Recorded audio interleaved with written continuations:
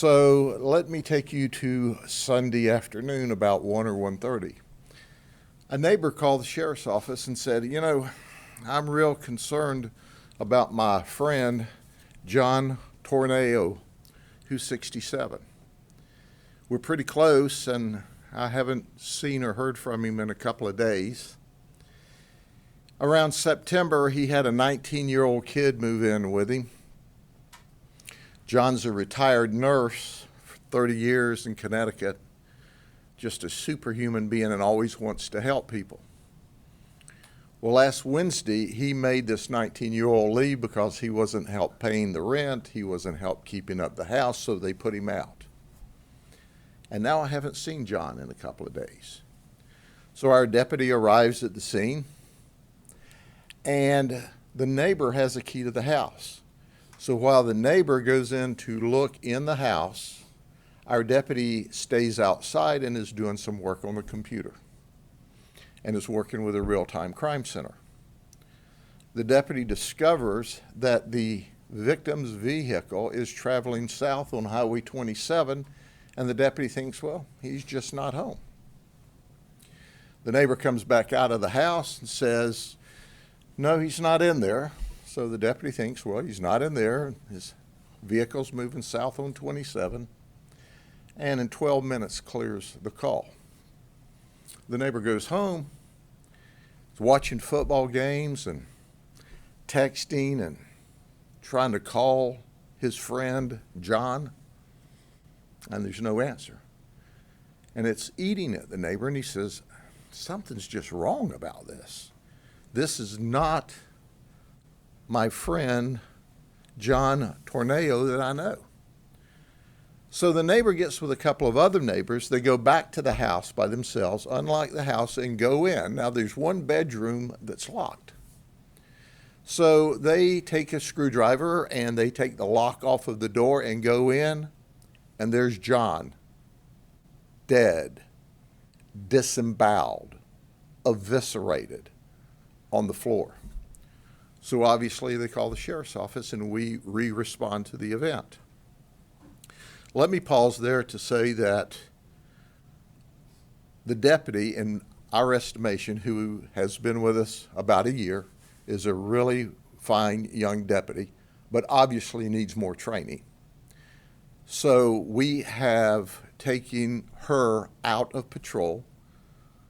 She can no longer work by herself until she goes back through our third phase of training again. She, in our estimation and my estimation, did just enough, but she didn't go above and beyond. Had she gone above and beyond, had she walked around the perimeter of the house, she would have seen a screen off of the bathroom door, or the bathroom window. So at the end of the day, it didn't make any difference. Our victim, John, had been deceased for hours and hours. So the investigation's on. Our detectives, which are the very best, who have this team only has like 2 unsolved homicides in 18 or 19 years, is on this case. We start the investigation, and what we find out is, as I reported to you, our victim had been severely cut in the stomach, and as we learned at autopsy, had also been hit in the head. We discovered our 19-year-old as Julian Trevino, and he, in fact, had been put out of the house on Wednesday. We searched and found our victim's car.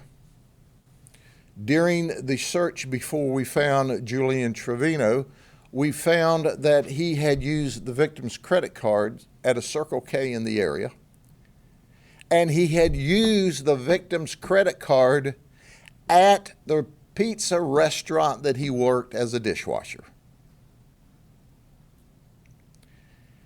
I mean, I got to tell you, Helen Keller could have followed the leads that this guy left. This is what we call a slow pitch criminal investigation.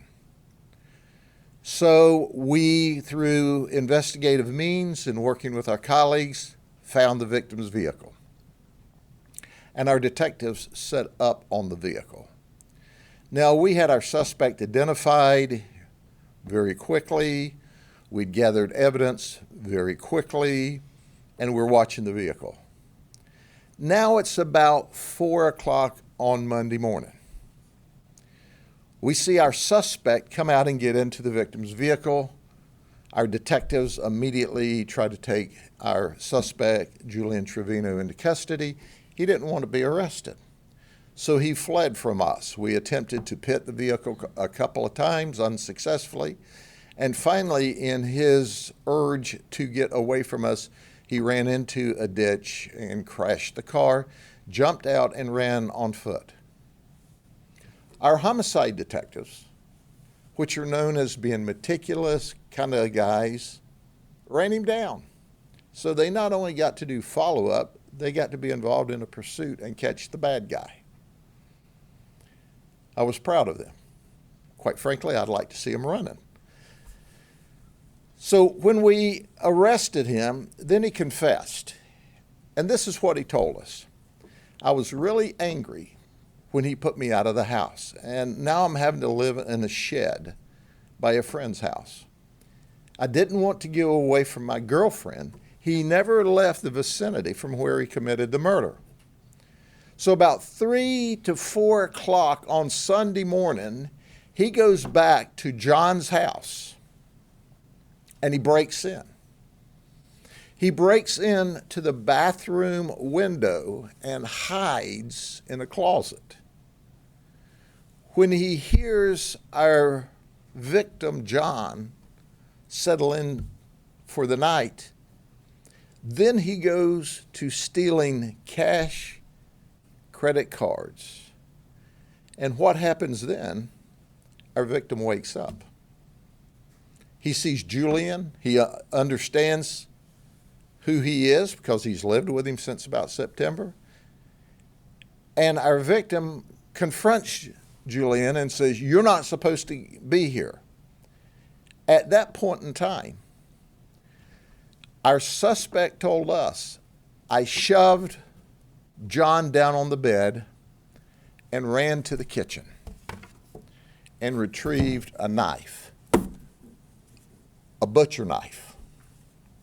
I ran back to the bedroom and I stabbed him and I cut him." He eviscerated him. And then he took a wine bottle. John keeps a wine cooler in his bedroom. Menage a Trois was the wine. You can buy it for $7.49. And beat him in the head with it to make sure he was dead. Then he took the wine bottle and the knife, left the neighborhood. He had to walk across the street between some mobile homes. It's still dark in the 4 o'clock Sunday morning era, and threw the knife and the wine bottle into the creek. He told us he did that, and we were able to go back and recover both of them. Then he left in the victim's vehicle and was driving around, using his credit cards, spending his cash when we arrested him. So in about 12 hours, 11 hours from the time our homicide team arrived, we had our suspect in custody. But it's important to understand that sometimes when you're nice to evil people, they kill you. Here's what's difficult about this to understand. John thought he was a kid needing a home, that he was homeless. Julian Trevino did not have a criminal record. John, who was a retired nurse and had helped so many people along life's way and was a great neighbor, did not have a criminal record. And this all started because another neighbor was going to John's house to provide holiday goodies and help celebrate the Christmas season. It's sad. It's real sad. But we have him in custody. We have evidence, mountains of evidence, and now we are wrapping up the investigation, whereupon we will make sure that Julian, at a minimum, spends the rest of his life in prison. I could argue with the heinousness and the violence and the fact that he broke in. It was a home invasion, burglary, robbery, that he shoved him down, ran to the kitchen and ran back and stabbed him, eviscerated him, disemboweled him, beat him in the head with a cheap wine bottle.